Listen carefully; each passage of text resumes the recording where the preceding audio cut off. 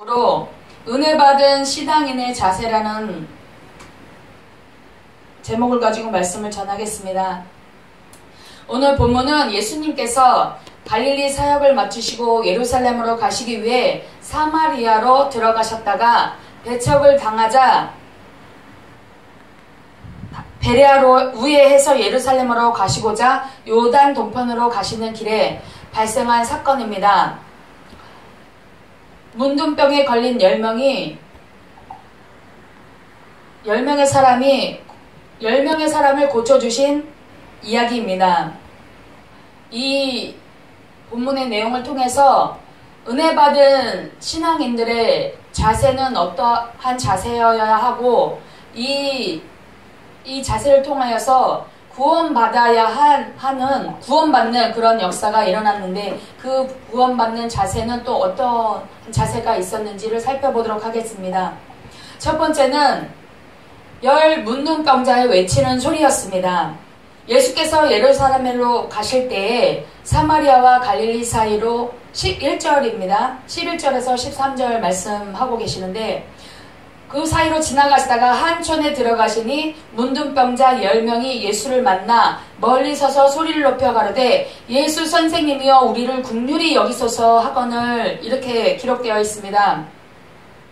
여기서 문둥병자는 율법에는 진 안으로 들어갈 수 없는 병이에요. 이건 전염병이라고 해서 유대 백성들이 이 병은 하늘에서 하늘에서 죄를 지어서 저주를 받은 그런 병이라고 되어 있고 율법에도 기록이 되어 있습니다. 이 레위기서에 보면 이 문둥병에 걸린 자들은 진 안에 들어올 수 없고 진 밖으로 내쳐져서 자기들끼리 살아야 그러니까 가족들하고도 떨어져서 생활을 해야 되는 거예요. 그 병 걸린 사람들은 이 회중 안으로 들어올 수가 없어요. 그래서 이 문둥병자들이 예수님이 들어오셨을 때 그 촌에서 멀리 서서 예수님께 외쳤습니다. 예수 선생이여 우리를 불쌍히 여겨달라. 이렇게 얘기하고 있습니다. 이들은 예수님을 선생님이라고 불렀지만 이분은 나의 병을 고쳐주실 분이라는 걸 알고 있었어요. 그렇기 때문에 이 문둥병자들은 여러분도 잘 알고 계시겠지만 한센이라는 병에 걸린 건데 이거는 이제 피부가 썩어 들어가는 그런 질병인 거예요. 코도 썩고 입도 썩고 이 피부가 다 썩어서 녹아내리는 그런 손가락도 발가락도 다 피부가 썩어서 그냥 나도 모르는 사이에 이게 뚝뚝 손가락이 떨어져 나가는 것도 모르고 피부가 떨어져 나가는 것도 아픔도 고통도 모르는 거예요. 그렇지만 이들이 할 수 있는 게 아무것도 없었잖아요. 그랬을 때 예수님께 부르짖어 큰 소리로 외쳤습니다. 이 문둥병자에게 큰 소리로 외친다는 것은 정말 모험을 하는 그런 행동인 거예요. 이 입술 이런 데도 보면 이게 썩어서 다 이렇게 해서 우리가 말을 할 때 혀와 또 치아와 입술이 같이 움직여줘야 소리를 낼 수 있는 거잖아요. 이 소리를 낼 수 있는 거에 대한 거는 이 각 기관들의 그런 역할들이 다 있어요. 근데 이 문둥병자 10명이 하나같이 크게 예수 선생님이 우리를 불쌍히 여겨달라고 외치는 것이에요. 그것은 뭡니까? 자기의 나아갈 수 없는 그런 장애물이 있는 것을 개의치 않고 그것을 가까이 갈 수 없기 때문에 소리로라도 외쳐서 나의 존재를 알리고자 하였던 그런 행동들이었던 거예요. 예수 선생님이여 나를 불쌍히 여겨달라. 이것은 당신은 나의 병을 고칠 수 있는 분이라는 것을 이 사람들이 예수가 어떤 분이라는 건 정확하게 알지는 못하고 그분이 나의 구원자라는 것을 알지 못한 상태에서 이분들이 알고 있는 그 예수님은 모든 병을 고쳤다라는 것을 들어서 알고 있는 상태였기 때문에 이 사람한테 내가 얘기를 하면 이 사람은 나의 병을 고칠 수 있는 분이라는 것을 알았던 거예요. 그래서 이 사람들은 큰 소리로 외쳤습니다. 왜냐하면 가까이 있는 게 아니라 가까이 갈 수가 없었기 때문에 큰 소리로 외쳐서 나의 존재, 내가 지금 당한 이 상태를 알릴 수 있는 것이 소리를 내는 것밖에는 없었던 것이에요. 가까이 갈 수 없는 상황이잖아요. 율법으로는 절대 그 앞으로 지나갈 수도 없고 그 사람 앞으로 다가가서 얘기할 수도 없고 할 수 없는 상황이기 때문에 그저 외치는 것밖에는 할 수 없었던 거예요. 그래서 외쳤던 거였습니다.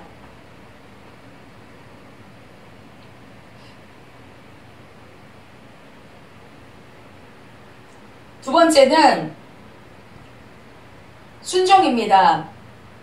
14절에 보시고 가라되 가서 제사장들에게 너희 몸을 보여라 하셨더니 저희가 가다가 깨끗함을 받은지라.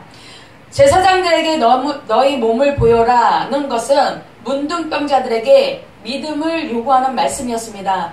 문둥병이 나을 것이야. 그러니까 너희가 가다 보면 문둥병이 나을 것이야. 그러니까 가서 제사장들에게 너희 몸을 보여.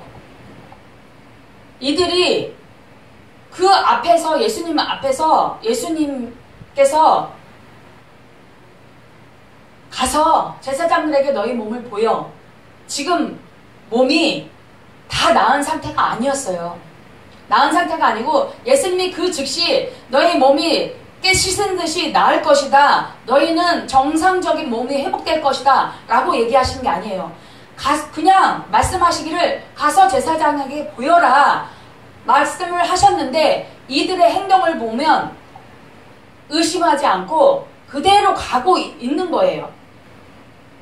그대로 그냥 갔어요. 제사장한테 율법에 보면 이 문둥병에서 깨끗하게 받은 사람은 제사장한테 가서 제사장이 너희가 이제 이 병에서 깨끗해졌다. 몸에 있는 그런 반점이나 흰 점이 이런 게 없고 그런 거를 다 검증이 되어야 되는 거예요. 그래야 제사장이 너희는 이제 이 병에서 놓였다. 땅땅땅 이제 진중으로 회중 앞으로 가도 되고 여러 사람이 모여서 함께 생활을 해도 된다라는 그런 허락이 있어야만이 이 사람은 그 병에서 깨끗한 것을 그 증표로 받아서 가야만이 이게 비로소 많은 사람들하고 같이 생활을 할 수 있었던 거예요. 근데 이 사람들이 깨끗함을 받고 가는 것이 아니었었어요. 아직 가는 도중에 이 문둥병이 그대로 남아있는 상태에서 가는 도중이었다는 겁니다. 근데 이들이 한 사람도 야 우리 몸이 깨끗하지 않은데 내가 왜 이걸 제사장한테 보여요 하지. 만약에 제사장한테 갔는데 우리 몸이 그냥 있다 그러면 그 안으로 들어가면 돌 맞아서 죽을 수밖에 없는 거예요. 근데 그들은 아무 소리 않고 10명이 다 함께 같이 가더란 말이에요. 가다가 보니까 깨끗함을 받은 거예요. 이 순종함이 없었다라면 결코 이 사람들은 나을 수 없었던 거예요. 그냥 예수님이 말씀하시니까 그 말씀을 그냥 듣고 바로 실천에 옮겼던 거예요. 베드로에게 예수님께서 깊은 데 가서 그물을 내려라 라고 얘기했을 때 선생님 내가 밤새도록 수고하였지만 얻은 것이 없지만은 말씀에 의지하여 내가 그물을 내리리다 하고 그물을 내렸을 때 그 그물이 찢어지도록 2배에 가득 차도록 그 고기를 얻은 것처럼 이 문둥병자들도 예수님이 말씀하시니까 그 말씀에 그냥 의지해서 가다가 깨끗함 서로 아무 말 안 했을 수도 있고 아니면 얘기를 했을 수도 있을 거예요. 야 우리가 몸이 아직도 이런데 제사장한테 보여도 될까? 라고 얘기했을지, 아니면 어떤 사람이 야, 그래도 예수님이 제사장한테 보이라고 했으니까 가다 보면 무슨 일이 일어나겠지, 우리가 고침 받겠지 라고 해서 갔는지, 이 과정들은 설명되어 있지 않아요. 그렇지만 이들은 그 예수님의 말씀을 듣고 바로 그 즉시 그 자리를 떠나서 제사장에게 보이려고 가고 있었어요. 그러다가 깨끗함을 서로가 서로 걸고서 문둥병이 없어졌어. 내 얼굴 좀 봐봐. 내 얼굴도 그래? 내 몸이 이래? 내 손을 봐봐. 그러면서 서로 자기의 고침 받은 것을 서로에게 얘기해주고, 또 자기도 자기 손을 보면서 자기 몸의 형태 변화를 보면서 그걸 알았을 수도 있어요. 그러면서 다 제사장에게 보이려 갔습니다.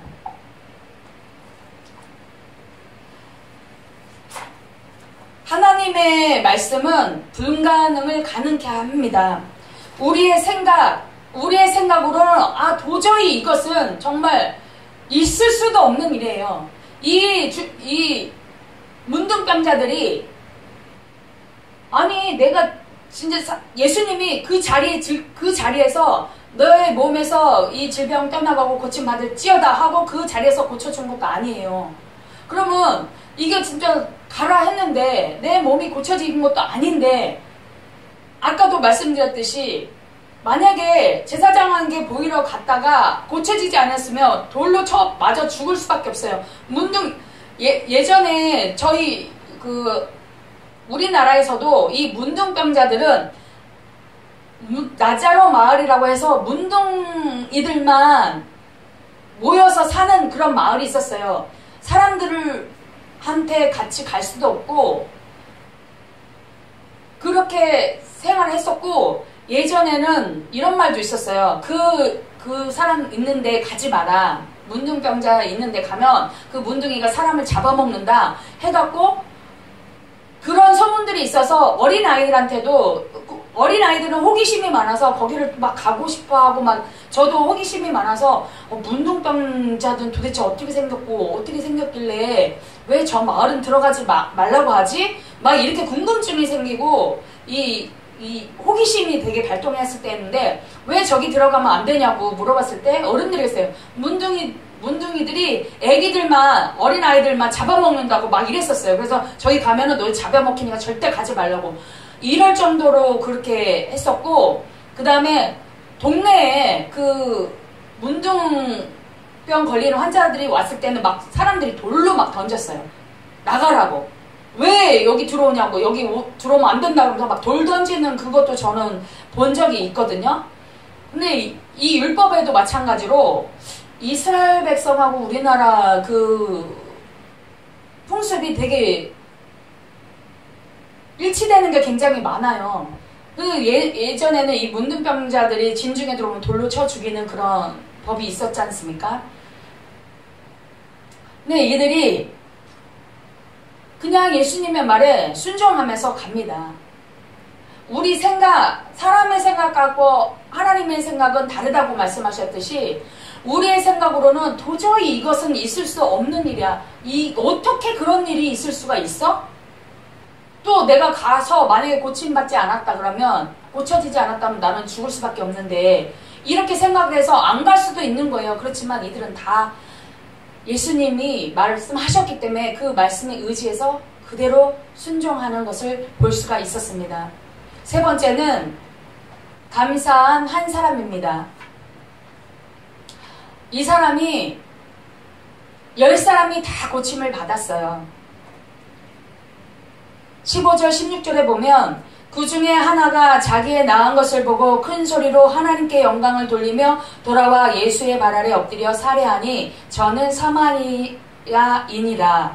이렇게 되어 있습니다. 하나님의 놀라운 능력으로 이 사람이 고침을 받았어요. 그 고침을 받았을 때 이 사람이 한 행동이 뭡니까?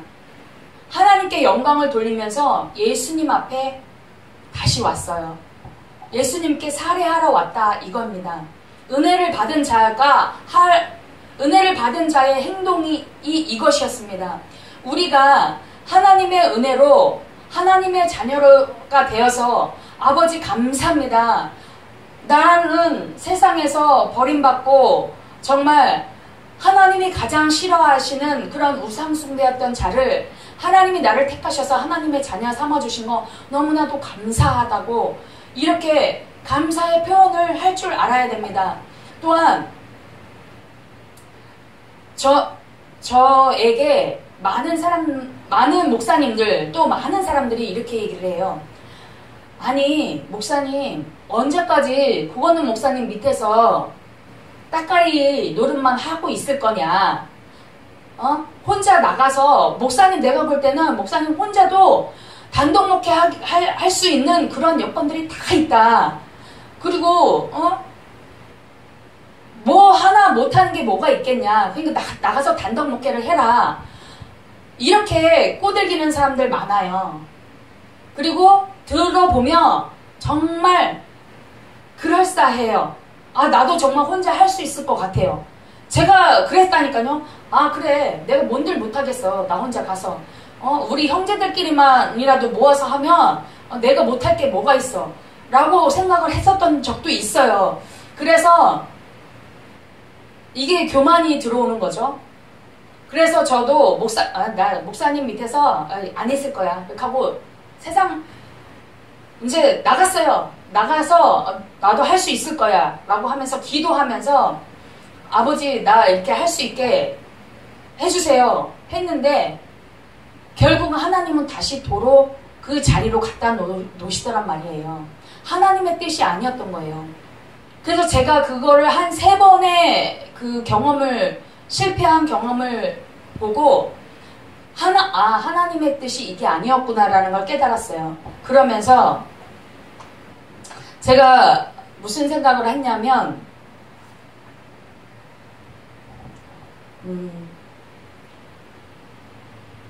이제는 그리고 제가 이런 생각을 한 지는 한 10몇 년이 됐어요. 그런 걸 깨닫고 이제부터는 하는 말은 뭐냐면 은혜를 받았으면 그 은혜에 보답할 줄 알아야 됩니다. 그리고 남자들만 의리가 있는 것이 아닙니다. 여자인 저도 의리가 있습니다. 제가 우리 고건능 목사님을 통해서 하나님을 만날 수 있는 예수님을 영접할 수 있는 그런 역할을 목사님께서 해주셨고 나의 모든 정말 내 안에 있던 모든 귀신과 그런 저주받은 것들을 예수 이름으로 목사님이 쫓아내 주셨어요. 그리고 예수님을 영접하고 하나님의 자녀가 될 수 있는 그런 뭐라 그럴까 만날 수 있는 그런 통로가 되어 주셨던 거예요. 그 한순간 사람들의 말에 의해서 내 생각이 들어오고 사람들의 말에 귀를 기울이다 보니까 하나님께서 원하시고 바라시는 그 뜻이 뭔지 분별하지 못한 채 내 생각으로 나가서 내가 뭘 어떻게 해보겠다라고 했던 것들이 실패의 원인이 됐고 그 다음에 영적으로 제가 다운되는 어떠한 도움의 손길도 하나님은 엮어주시지 않으시더라고요. 그리고 결론은 하나님께서 다시 목사님 교회로 다시 심어 놓으시더라고요. 아직은 때가 아니다라는 것을 하나님께서 말씀해 주셨고 그래서 때로는 목사님들이 단독 목회 얼마든지 충분히 할 수 있다. 그러면서 언제까지 목사님 밑에서 그렇게 하고 있을 것이냐 이런 거 얘기할 때 저는 이제는 단호하게 얘기를 합니다. 하나님께서 원하시며 어느 때든 하나님께서 저를 목사님과 분리해서 하나님이 해주실 거고 그 때를 저는 기다립니다. 아직은 제 때가 아니고 제가 내 생각으로 그렇게 하면 저는 반드시 실패할 수밖에 없고 그 다음에 영적으로도 퇴보될 수밖에 없습니다 라고 얘기를 했고 많은 사람들이 저희 교회 와서 은혜를 받고 목사님을 통해서 예수님 영접했고, 많은 사람들이 귀신에서 놓였고, 그 영적인 부분들을 목사님한테 많은 은혜를 받았어요. 근데 그분들은 어느 한순간이 됐을 때 있잖아요. 좋을 때는 정말 좋아요. 목사님 말씀은 아주 정말 목사님한테 진짜 목숨을 다 내놓을 정도로 이렇게 충성을 하고, 그렇게 이제 아버지 같다, 형님 같다, 아니면은 우리는 가족이다, 막 이렇게 얘기를 했지만, 어느 한순간에 나하고 열을 잘했다가 10 중에서 9을 잘하고 목사님이 정말 은혜를 베풀었어요. 근데 한 가지 보고 다 떠나가요. 그것은 신앙인으로서는 아니라고 봅니다. 물론 이건 제 생각일 수도 있어요. 9가지의 은혜를 받았어요. 근데 한 가지 잘못된 부분이라고 할까?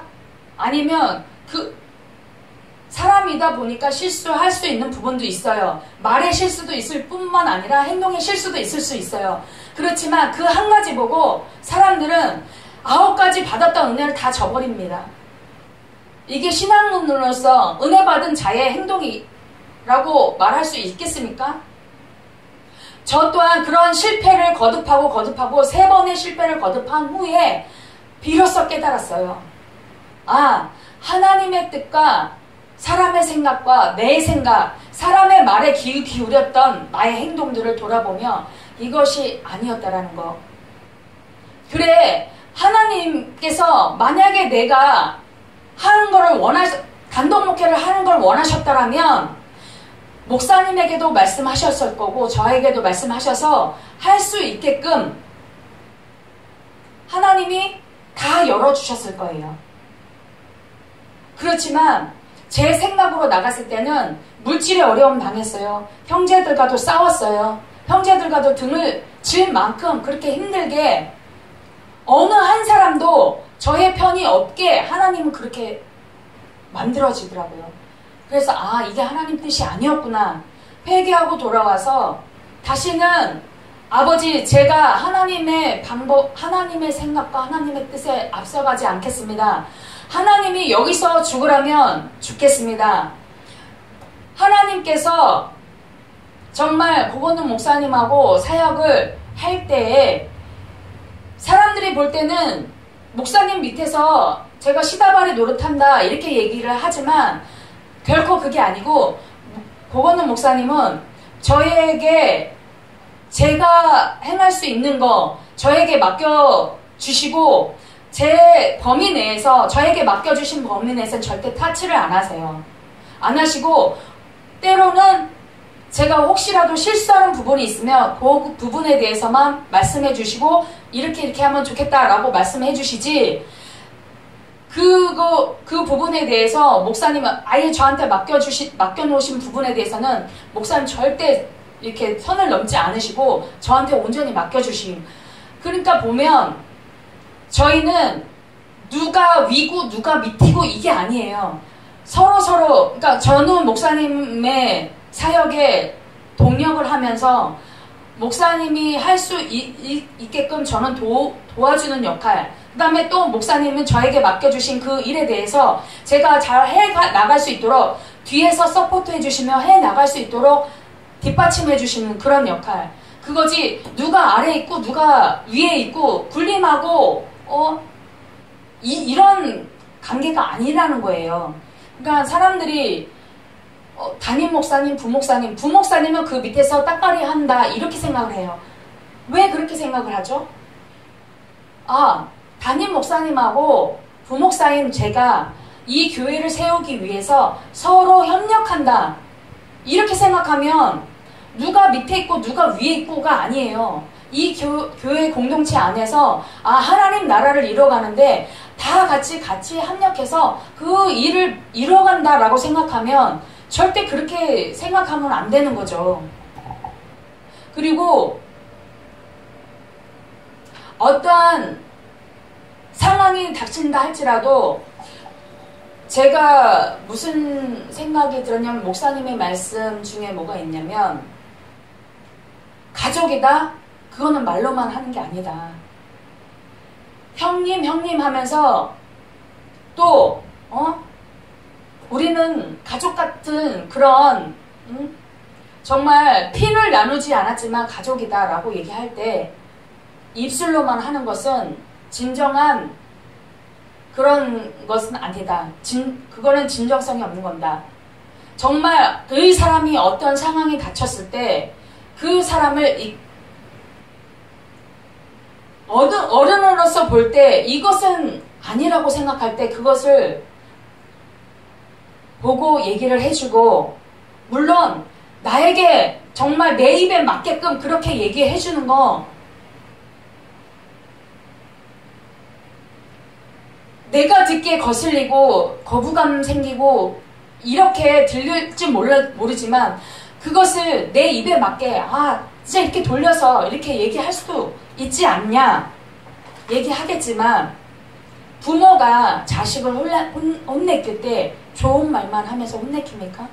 이 자식이 이 길을 가면 안 되는데 이 길을 가고 있어요. 부모가 볼 때는 이 아이가 하는 행동이 이게 잘못된 것을 아는데 어느 부모가 얘기를 안 해주겠어요. 그냥 보고만 있고 좋은 말만 해주면서 그래 이러면서 격려만 해주고 이렇지는 않잖아요. 때로는 매도 들어요. 이 사람이 말을 해서 안 들을 때는 따끔하게 매도 들어서 그 길을 가지 않게 하잖아요. 내 입에 맞게 좋은 말만 할 수는 없어요. 근데 사람들은 어떻게, 제가 굉장히 마음이 아팠던 게 뭐냐면, 본인들이 힘들어할 때 정말 진짜 가족처럼 그렇게 마음 쓰고 해줬던 사람을 자기한테 싫은 소리 한마디 했다 해서 등 돌리고 가버리고 연락도 안 하고 남남처럼 그렇게 사는 사람들 보고 굉장히 제가 마음이 아팠어요. 이거는 판단하고 정죄하는 것보다 정말 마음이 아프고, 어쩜 그러지? 본인한테 우리가 어떻게 했는데, 목사님이 어떻게 했는데 저렇게 할 수가 있어? 정말 자기한테 했던 그거 10가지 중에서 9가지 잘한 거, 1가지 잘못한 것 때문에 그 9가지 잘한 게 하나도 기억되지 않고 그 1가지 잘못한 것만 기억하고 등 돌리고 가고, 마음에 갈고리를 걸어서 그 사람의 말은 듣지도 않고 등 돌리고 있고 괘씸해하고, 이런 모습을 볼 때 정말 마음이 아팠어요. 정말 진심을 안다면 저럴 수가 있을까? 그러면 그 사람들은 우리 목사님한테 진심이었을까? 진심이 아니었다라고 봐요. 진심이었다라면 그렇게 할 수가 없을 거예요. 저는 그렇게 생각합니다.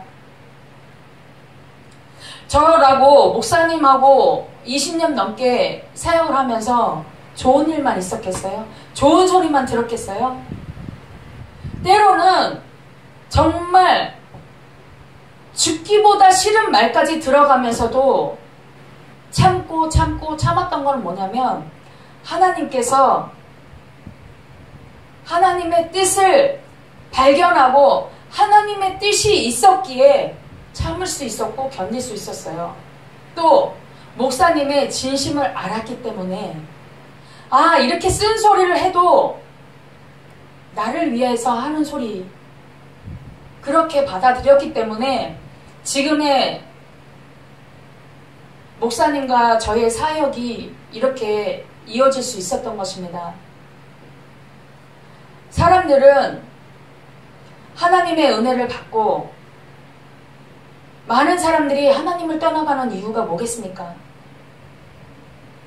그것은 하나님께서 주신 은혜, 그 사랑을 받았지만 이 사람은 그 하나님의 사랑을 한다는 것이 거짓이었던 거예요.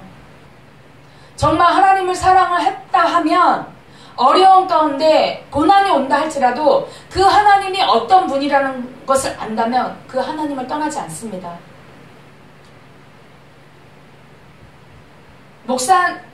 고건동 목사님께서 많은 사람들을 상대하고 많은 주의 종들을 상대하고 했어요. 그 사람들한테 상처도 줬고 상처도 줬다라고 할 수 있어요. 그렇지만 그 상처 주는 것이 목사님의 진심이 어떠한 것을 알았다 그러면 떠나지 않았을 거예요.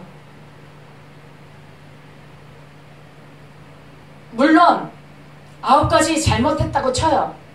한 가지 받은 은혜, 그게 있다라면 우리가 하나님의 이 신앙생활을 할 때 하나님이 100% 좋은 일들만 저희들한테 보여주는 게 아니에요. 저 같은 경우는 한 가지 은혜를 주셔서 그 9가지 고난을 견딜 수 있게 해주시더라고요. 돈의, 물질의 연단, 사람의 연단, 가족과 친지들의 연단, 자녀와의 연단이 끊임없이 저한테는 있었어요. 그럼에도 불구하고 한 가지 제가 잡은 게 뭔지 알아요? 하나님의 사랑이에요. 저를 구원해 주신 그 하나님의 사랑, 그 한 가지를 잡았어요. 그래서 그 모든 고통이 온다 할지라도 저는 하나님을 떠날 수가 없는 거예요. 하나님께서 한 사람을 살리기 위해서 그 예수 그리스도를 버렸던 십자가에 처절하게 내어주셨던 그 하나님의 사랑, 그 은혜 한 가지 잡고 9가지 연단이 온다 할지라도 그 하나님의 사랑이 너무 커서 이 9가지는 아닌 게 되더라고요. 근데 사람들은 어떠냐면 10가지 중에 9가지 은혜를 받았어요. 근데 한 가지 고난 때문에 그 하나님을 떠나버리더라고요. 목사님이 9가지의 그 은혜를, 사랑을 줬는데 그 한 가지 때문에 목사님 저버리고 가더라고요. 성도들도 마찬가지요. 주의 종들도 마찬가지입니다. 오늘 예수님께서 이 한 사람에게 묻습니다. 10명이 다 고침받지 않았느냐? 9은 어디 갔느냐? 이 찾아온 사람, 이 9은 유대인이었을 거예요. 여기서 꼭 집어서 얘기한 게 이 돌아온 한 사람이 사마리아인이라고. 돌아온 한 사람 사마리아인이었다고. 사마리아인은 유대인들에게 배척받는 사람이에요. 아수르 그런 사람들하고 혼인을 하여서 낳은 자녀들 혼혈족이에요. 우리나라에서 서양인하고 우리나라 사람하고 결혼해서 튀기가 나왔어요. 그랬을 때 우리가 막 놀렸었어요. 쟤는 튀기야. 쟤네 아빠는 미국인이래. 막 이러면서 우리가 놀렸던 거. 우리 어렸을 때 그랬어요. 아프리카 흑인하고 우리나라 사람이 결혼했을 때 그 아이 생김새가 우리하고 틀렸어요. 그랬을 때 걔를 막 놀리면서 손가락질하고 놀렸던 그런 기억들이 있습니다. 우리 어렸을 때. 똑같이 유대인들도 이 사마리아인들은 배척하면서 우리는 선민의 백성이고 이들은 아니야 라고 배척하면서 손가락질하고 놀렸던 사람들이에요. 그런데 돌아온 사람은 이방인이라고 불렀던 그 사람, 사마리아인 한 사람이었습니다. 우리 다 하나님의 백성이라고 해요. 근데 9은 어디 갔느냐? 예수님이 묻습니다. 그 이방인은 예수님 앞에 와서 무릎 꿇고 고쳐준에 감사해서 예수님 앞에 왔습니다. 제사장에 가서 보이라 얘기했잖아요. 이 사마리아인은 진정한 대제사장이 누군지 알았던 것입니다. 예수 그리스도가 우리의 만왕의 왕 되시고 대제사장 되시는 분이신 것입니다. 이 9명은 사람들이 세운 그 제사장, 하나님이 세우신 대제사장은 예수 그리스도예요. 그것을 진정으로 알았던 사람 단 한 사람, 사마리아인.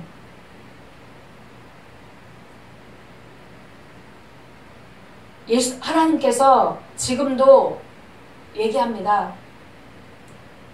내가 나의 자녀를 삼아준 아합은 어디 갔느냐? 내가 은혜를 주고 그들을 고치고 내 백성 삼았는데 그 아합은 어디 갔느냐? 다 고침을 받고 다 구원을 받았다라고 하는데 그 아합은 어디 있느냐? 대제사장이 예수님 앞에 와서 무릎 꿇고 엎드려서 살해한 한 사람밖에 없었어요. 지금 이 시대에 우리에게 요구하고 있는 것이 무엇입니까? 진정한 대제사장 되신 예수 그리스도 앞에 나와 우리의 죄를 자복하고 받은 은혜 감사할 줄 아는 사람이 몇 명이나 될 것인가를 말씀하고 계십니다. 이 사람 예수님의 발아래 엎드렸다 하면 최대의 경의와 그 예수님을 존경한다는 표시로 하는 행위입니다. 이것은 정말 겸손한 자만이 할 수 있는 지극한 표현의 자세인 것입니다. 여기서 살해한 이는 유카리스테오라는 말입니다. 그것은 뭐냐면 기쁨, 즐거움 등을 뜻하는 카라에서 유래한 말로 감사한다는 의미인 것입니다. 그런데 그는 유대인이 아니라 사마리아인이라고 되어 있습니다. 그 사마리아인만이 진정한 대제사장인 예수 그리스도 앞에 나온 것입니다. 네 번째는 겸손입니다. 예수께서 17절 18절에 말씀하시기를 예수께서 대답하여 가라사대 10사람이 다 깨끗함을 받지 아니하였느냐? 그 아홉은 어디 있느냐? 이 이방인 외에는 하나님께 영광을 돌리러 온 자가 없구나 하시고, 이 말씀은 무엇이냐면 예수님께서 한탄하시는 것입니다. 다 돌아오기를 기다리시는 예수님의 마음입니다. 안타까움에 정말 그 10사람 모두 돌아오기를 바랬던 예수님, 진정한 대제사장이 누구임을 알아서 예수께로 돌아오기를 원하셨던 예수님의 마음이 담겨 있습니다. 겸손의 왕 예수 그리스도께서 만왕의 왕 되시지만 정말 낮고 낮은 이 땅에 오셔서 정말 죽었던 우리를 살리시고 하나님의 자녀로 거지 같은 인생에서 왕자의 자리로, 공주의 자리로 그 보좌를 높여주신 그 예수 그리스도, 그분 앞에 나온 이 사마리아인에게 말씀하고 계십니다. 하나님께 영광을 돌린 자가 아무도 없다, 이 사람 외에는. 이렇게 말씀하고 계십니다. 예수님께서 그에게 이르시되 일어나 가라, 내 믿음이 너를 구원하였느니라 하시더라. 19절 말씀입니다. 일어나 가라, 내 믿음이 너를 구원하였느니라. 이 말씀은 이 사람은 육체의 질병뿐만 아니라 영혼의 구원까지 이르는 놀라운 역사가 있었던 것입니다. 그리고 일어나 가라 했을 때 이 사람이 하고 있었던 행동은 무엇이었냐면 예수님이 이런 말씀을 해주시기 전까지 그 자리에 엎드렸었다는 겁니다. 철저하게 자기를 낮추고 자기를 비우고 그 발 앞에 엎드려서 예수님께 겸손의 자세로 낮아 있었던 그를 예수님께서 일어나 가라고 말씀하십니다. 그러면서 내 믿음이 너를 구원하였다. 이 겸손한 믿음을 통해서 영혼 구원에 이른 하나님의 자녀가 됐다는 것을 선포하고 계시는 것입니다. 그러나 이 9명의 문둥병자는 그 육신의 질병은 치료됐을지 모르겠으나 영혼 구원까지는 받지 못했다는 것입니다. 예수 그리스도께서 만왕의 왕 되시고 진정한 대제사장 대신 그 예수 그리스도께 찾아왔던 보이었던 그랬을 때 대제사장이 너는 이 질병에서 고침받았어. 땅땅땅 찍어주셨던 것. 그리고 너는 하나님의 자녀야. 구원받았어. 예수님께서 선포해 주신 것입니다. 그래서 진정한 육체의 구원, 영혼의 구원까지 전인적인 구원이 이뤄진 이 한 사람. 그 한 사람이 우리가 돼야 되지 않겠어요? 그 주인공이 우리가 돼야 되지 않겠어요? 아무리 은혜를 받았다 한들 그 은혜를 저버린다면 그것은 은혜 받은 자의 신앙의 모습은 아닙니다. 정말 제가 그런 모습들을 보고 목사님들 그리고 또 많은 성도들 등을 저버리고 가버린 그분들을 보면서 탄식하면서 제가 눈물을 흘리며 울고 하나님 앞에 기도했던 것처럼 우리 예수님도 이 돌아오지 못한 이 9을 때문에 얼마나 흐느껴 울며 애통하고 계신지 여러분 아세요?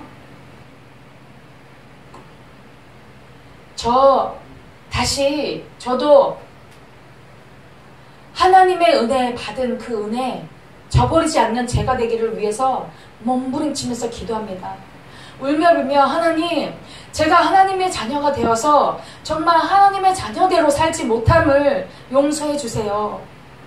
그럼에도 불구하고 하나님은 내 손을 놓지 않으시고 붙잡고 계시고 내가 하나님 앞에 그 가지에 붙어 있었을 때 하나님께서는 저를 통해서 열매를 맺게 하시고 그 열매를 통해서 하나님이 기뻐하시고 저는 또 하나님께 영광 아버지 감사합니다 하면서 하나님께서 하셨습니다 라고 영광 돌릴 때 하나님 얼마나 기뻐하시는지 여러분 그걸 체험해 보시기 바랍니다. 진짜 내가 어느 사람에게 은혜를 받았다라면 그 사람을 진심으로 그 사람이 나에게 어떠한 힘든 역경과 힘든 말을 해준다 할지라도 그 말이 내 인생에서 나를 그 사람에게서 떠나게 하는 그런 말이 되지 않기를 원합니다. 하나님께서 주신 은혜에 그것을 갚는 길이 무엇이겠습니까? 하나님을 떠나지 않는 거예요. 어떠한 여건과 고난에 하나님이 내게 고난을 준다 할지라도 그 하나님이 사랑이 너무 커서 이 고난은 눈에 실질적으로 내가 닥치는 고난스러워요. 아파요. 힘들어요. 하지만 견뎌나가는 게 믿음이에요.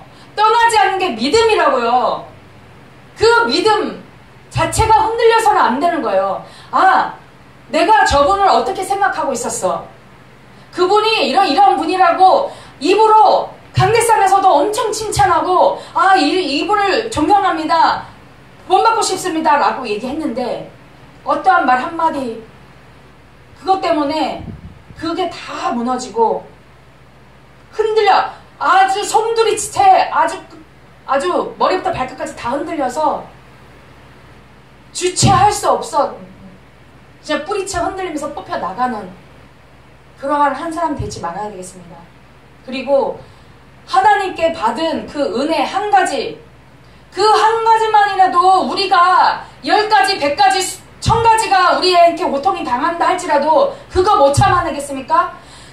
그거 참아내야 되는 거예요. 그것 때문에 1000가지 10,000가지 그게 온다 할지라도 하나님을 떠나면 안 되는 거예요. 많은 사람들이 고통과 환난이 오면 하나님 저버리고 이곳은 사랑이 없어. 사랑이 있는데 찾아갔네. 신천지야. 그곳에 구원이 있습니까? 거기에 사랑이 많대 해서 간대. 거기는 뭐 내가 필요한 부분들을 다 채워줘. 갔어요. 신천지예요. 거기 구원이 있습니까? 다른 종교 찾아간들 그래 부처 찾아가면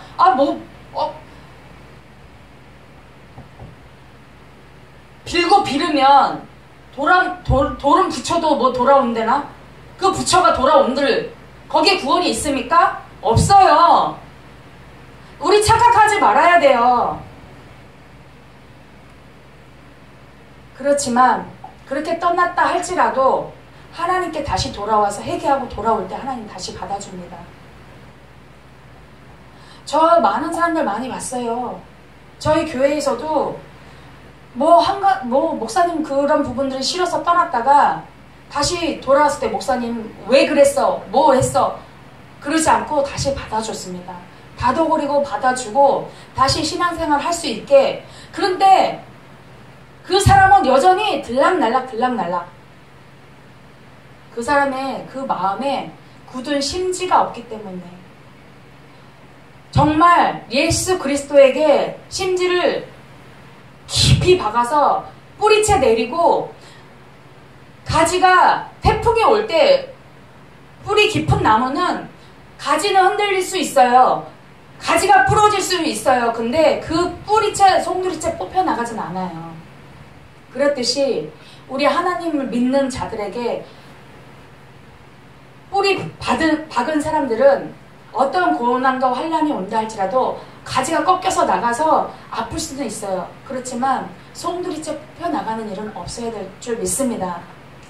오늘 이 열 문둥병 중에 다시 찾아온 예수님께 찾아온 그 문둥병자를 보면서 우리의 신앙을 다시 점검하며 정말 사람들이 세워놓은 그런 눈에 보이는 그냥 입에 단 소리만 받는 그런 게 아니라 어떠한 고난과 환난이 올지라도 대제사장 대신 예수 그리스도의 앞에 무릎 꿇고 엎드리고 그 받은 은혜 감사할 줄 아는 저와 여러분 되시기를 예수님 이름으로 축복을 드리겠습니다.